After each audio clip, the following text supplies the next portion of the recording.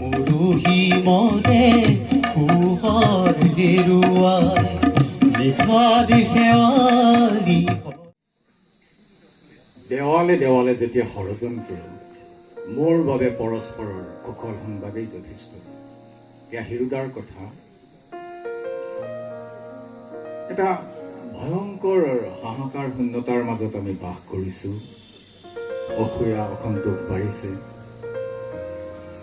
সমগ্ৰ মানৱ জাতিক কভিডে পংগু কৰি তুলিছে। ইজনে সিজনৰ ওপৰত বিশ্বাস হেৰুৱাইছো। মানৱতাৰ চূড়ান্ত মানৱীয় প্ৰমূল্যৰ অৱস্খলন ঘটিছে। তেনেকুৱা এটা ভয়ংকৰ অৱস্থাৰ মাজতো আমি এতিয়াও কৃষ্ণাই প্ৰেছ ক্লাবে মানুহৰ মনৰ অনুভূতি, শাৰদীয় অনুভূতি লৈ কেনেদৰে আমি সম্পৃক্ত হ'ব পাৰোঁ, জীপাল হ'ব পাৰোঁ, উজ্জীৱিত হ'ব পাৰোঁ, সেই চিন্তা, সেই মন, সেই মানসিকতা আজিৰ তাৰিখতো জীয়াই ৰাখিছে। সেই মানসিকতাৰে উদ্বুদ্ধ হৈ শতজন মোৰ সন্মুখত গোৱালপাৰাবাসী আজিৰ তাৰিখতো গোট খাইছে। আৰু বোধ কৰোঁ এই মুহূৰ্তত গোটেই অসমৰ বাবে, সমগ্ৰ মানৱ জাতিৰ বাবে ইয়াতকৈ চাগে সুখৰ খবৰ আন একো হ'ব নোৱাৰে। আমি এতিয়াও সজীৱ হৈ আছো, জীপাল হৈ আছো। বৰ ডাঙৰ কথা। মই কৃষ্ণাই প্ৰেছ ক্লাবক এই সজ প্ৰচেষ্টাৰ বাবে আন্তৰিক ধন্যবাদ জ্ঞাপন কৰিছো। তাৰপিছতেই নীলমণিৰ বিষয়ে ক'ব লাগিব। মই তেখেতক কোনোদিনে জীৱনত দেখা নাই, লগো পোৱা নাই, কথা পাতিও পোৱা নাই। তেখেতৰ কথাত এটা সাংঘাতিক টান আছে। তেওঁ যেতিয়া মোৰ লগত টেলিফোনিক যোগাযোগ কৰিছে, তেখেতে কিছুমান ৰেফাৰেঞ্চ দিলে। মই আন কিছুমান অনুষ্ঠানত গোৱালপাৰাত চাকৰি সূত্ৰে কিছুদিন থাকোঁতে ক'ৰবাত সঞ্চালক, ক'ৰবাত নিৰ্দিষ্ট বক্তা আছিলোঁ। তেখেতে হেনো তেনেকুৱা অনুষ্ঠানত উপস্থিত আছিলে, তেনেকুৱা দুই এটা প্ৰসংগৰ উত্থাপন কৰিছিলে। আৰু তেখেতৰ কথাৰ মাজত মই কেতিয়ানো হ'ব বুলি ক'লো মই গমেই নাপালোঁ। আচলতে নীলমণি, আপোনাৰ কথা বতৰা এটা সাংঘাতিক আবেদন আছে। মই আপোনাৰ জৰিয়তে কৃষ্ণাই ক্লাব লগতে সমস্ত গোৱালপাৰাবাসীক ধন্যবাদ জনাইছোঁ। বাকী আহিলে শৰতৰ অনুভৱ। এই কথাখিনি আমাক সভাপতি ডাঙৰীয়াই ক'বৰ বাবে সংক্ষেপে ক'বলৈ এটা নিৰ্দেশ দিলে। মই আচলতে যি অনুভৱ লৈ আহিছিলো তাতোকে ডাঙৰ কথাটো হ'ল, মই এই যে 2 ঘণ্টা সময় বহি থাকিলো, এই 2 ঘণ্টা সময়ত মোৰ মনতনো কি অনুভৱ জাগিল।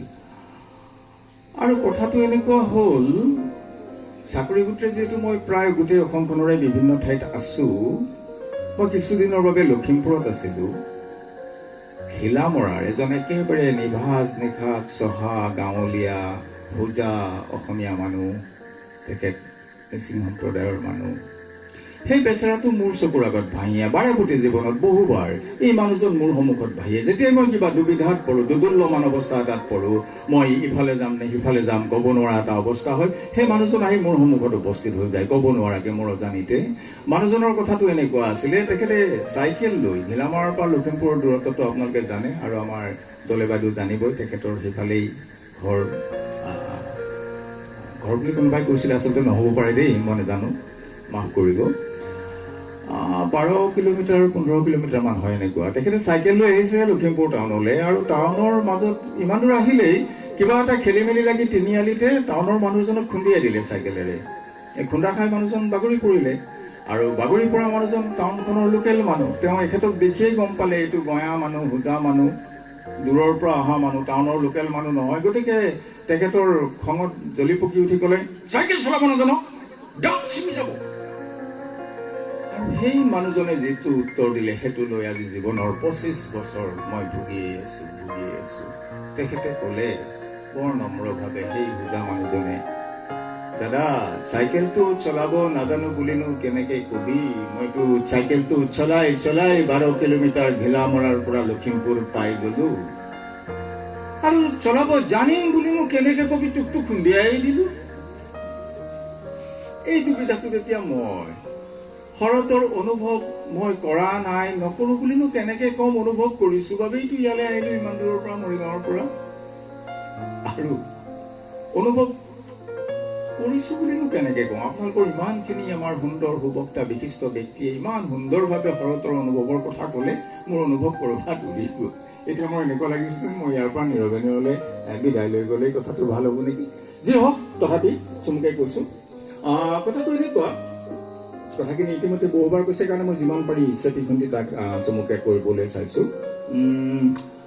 একেবাৰে লেলিহান শিখালৈ ওপৰত 40 ডিগ্ৰী 38 ডিগ্ৰী চেলচিয়াছৰ সূৰ্যৰ একদম জিভা মেলি অহা ৰ'দ, গেলা গৰম, বোকা পানী, মহ দাহ, কদৰ্য ৰূপ, জ্বালা যন্ত্ৰণাত চটফটাই আছো। তাৰপিছত লাহে লাহে সূৰ্যৰ উষ্ণতা কমি গৈছে। আকাশৰ সেই কাজল মেঘবিলাকে ক্ৰমশ শুকুলা কপৌহোৱা এটা বৰণ ধৰিছে। তাৰ লগত ৰজিতা খুৱাই নদীৰ পাৰত কহুৱা বিৰিণা ফুলিছে। শাৰদীয় জোনাকৰ এই সৌন্দৰ্য উপভোগ কৰিবলৈ পানীৰ তলৰ পৰা ভেট ফুলটোৱে আত্মপ্ৰকাশ কৰিছে, আপোনাৰ পদূলি মুখত শেৱালি কৰিছে। এই সকলোবিলাক কথা যি বাৰিষাৰ বসন্তৰ প্ৰথম বৰষুণ জাকত যি ঔদ্ধত্য লৈ গছৰ পোখা এটি ওলাই যে আকাশ বিন্ধিব খোজে, সেই ঔদ্ধত্য লাহে লাহে নাইকিয়া হৈ যায়। সেই পোখাটো ডাললৈ ৰূপান্তৰিত হৈ গোটেই ডালটোত সেউজী পাতেৰে ভৰি পৰে আৰু সেউজী পাতৰ ওজনত ক্ৰমশ সি কিছু পৰিমাণে হালি পৰে, নম্ৰ ৰূপ ধাৰণ কৰে। আৰু এইবিলাক দেখি চাগে কাহিনীখন ৰঘুনাথ চৌধাৰীদেৱে কৈছে, বিয়োগী কবিয়ে কৈছে, কাৰ পৰশত ফুলিলি বান্ধৈ অ মোৰ হাদৰি ফুলাম পাহি, শ্যামলী পাতৰ উৰণি গুচাই কাৰ ফালে চাই মাৰিলি হাঁহি। অথবা তেওঁৰে আন এটি কবিতা গিৰি মল্লিকাত আমি পাওঁ, ঐয় নৱগুণ্ঠিতা ফুল্ল শিখৰিণী ৰঞ্জী মণিকৰ্ণিকাৰ হৰিত মেখলা, আশা সুবি শুভ্ৰ বেশে কৰি সুৰভিত লৌহিত্যৰ তীৰভূমি শ্যামল বননি। তেনেকে হেৰুদাৰ কবিতাটো পাইছো, সেই একেই আবেদন, একেই অনুভৱ। তামস আকাশখনৰ স্তব্ধতা ভাঙে ফুকুলা কহুৱা ফুলে। কবিতাৰো বতৰ আছে, আহিনৰ আকাশে কানে কানে কৰে। হয়তো আমাৰ প্ৰজন্মৰ মোৰ প্ৰিয় কবি জয়ন্ত বল্লভ শৰ্মায়ো একে অনুভৱ কৰিছে। হেৰুদাই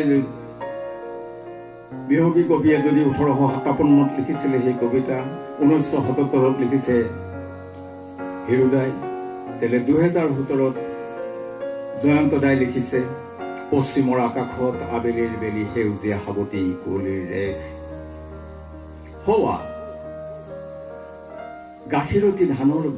গাখীৰতী ধাননি যেন বুকু ভৰি শব্দৰ উন্মেষ।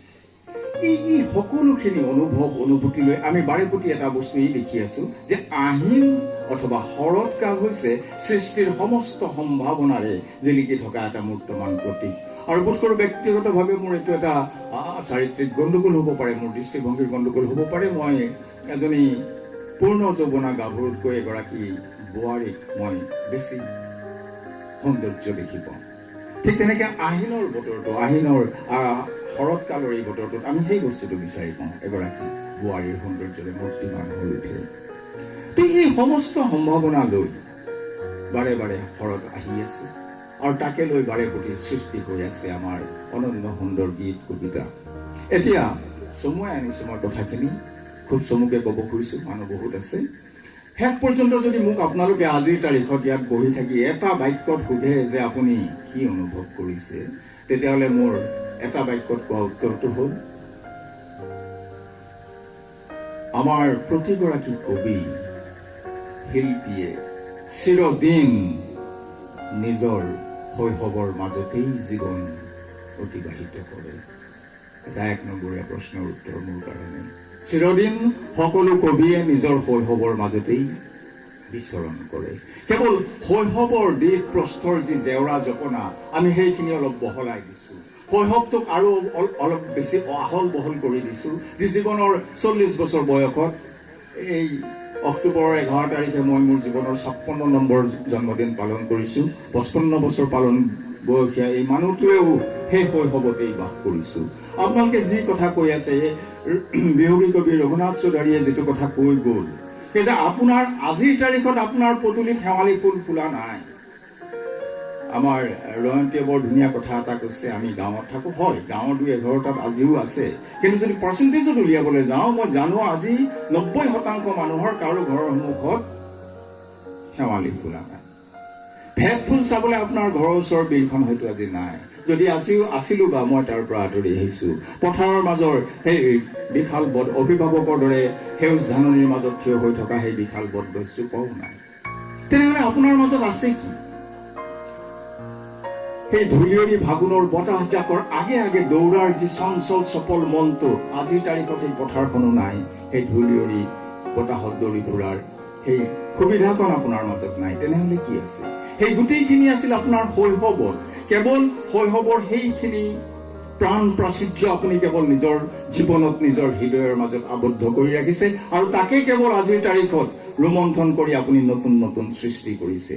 গতিকে মই ব্যক্তিগতভাৱে পৰম বিনম্ৰতাৰে এই কথাটো বিশ্বাস কৰিছো আজি আপোনালোকৰ মাজত উপস্থিত থাকি, যে যিসকল মানুহ আজিৰ তাৰিখতো শৈশৱৰ সেই আবেষ্টনীৰ মাজত সেইখিনি প্ৰাণ প্ৰাচুৰ্য সম্পদ লৈ জীয়াই আছে, তেওঁ কেতিয়াও বেয়া মানুহ হ'ব নোৱাৰে।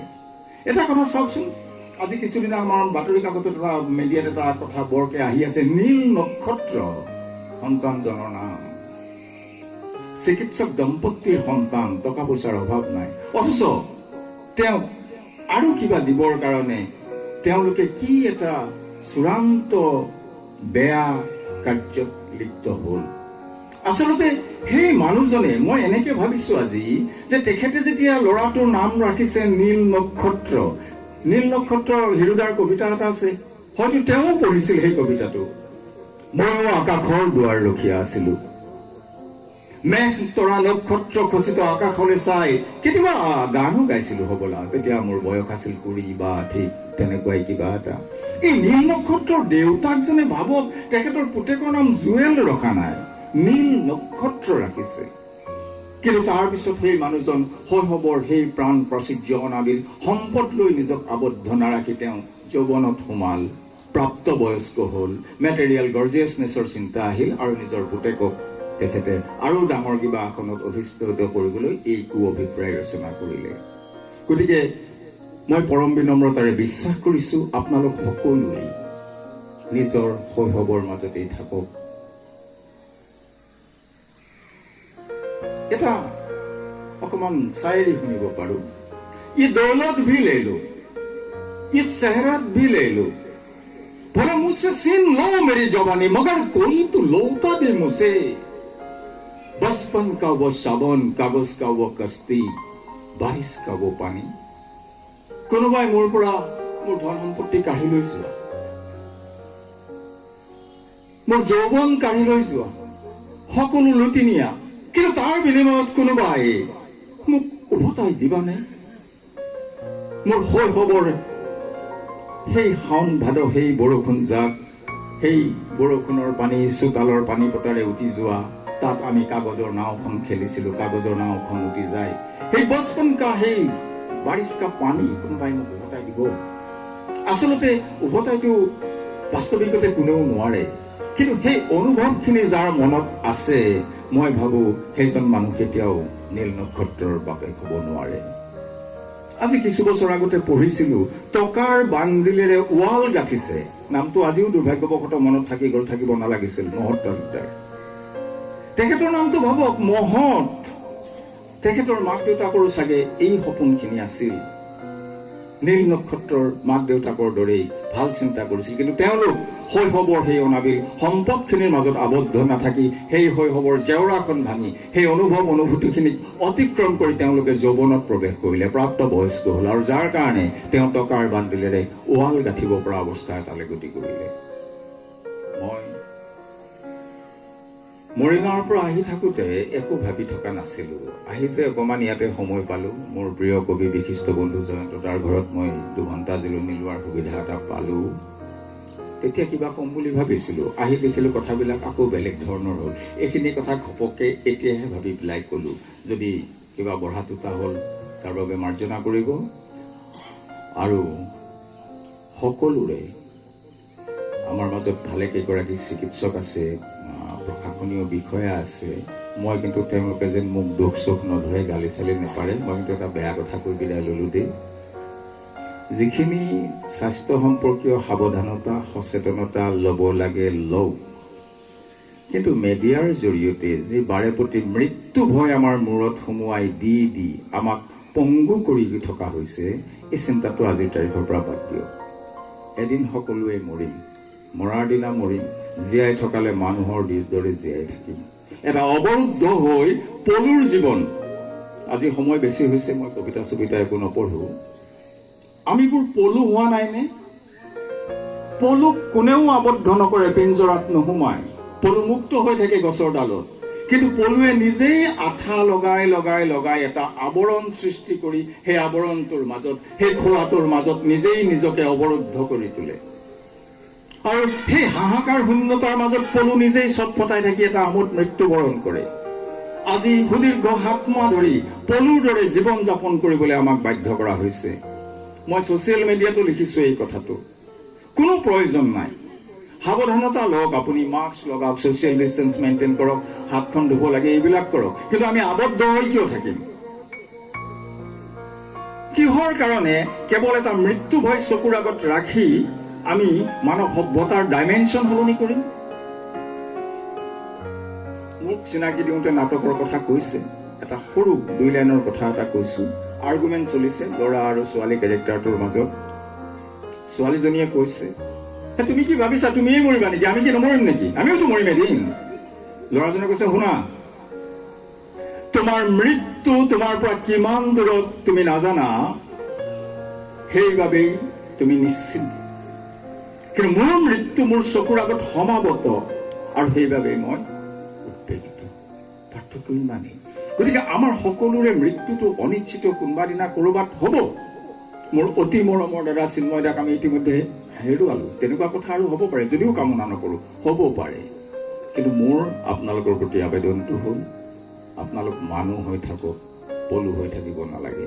মৃত্যুক সন্মুখত ৰাখি আমাৰ কাম কাজ চিন্তা চেতনাক আমি অৱৰুদ্ধ নকৰো। এয়া মানৱ সভ্যতাৰ প্ৰতিকূল কথা। এই কথাটো অতিক্ৰম কৰাৰ মানসিকতা লৈ আপোনালোক ওলাই আহিব লাগে। মই কভিড প্ৰটকল ভংগ কৰিবলৈ কোৱা নাই। কভিড প্ৰটকল থাকক, নীতি নিয়ম থাকক, চেতনাবোধ থাকক, চব থাকক, কিন্তু কামে কাজে মানুহ ওলাই আহক। মৃত্যু ভয়ক সন্মুখত ৰাখিলে পৃথিৱীৰ সভ্যতাৰ কেতিয়াও বিকাশ নহলহেঁতেন।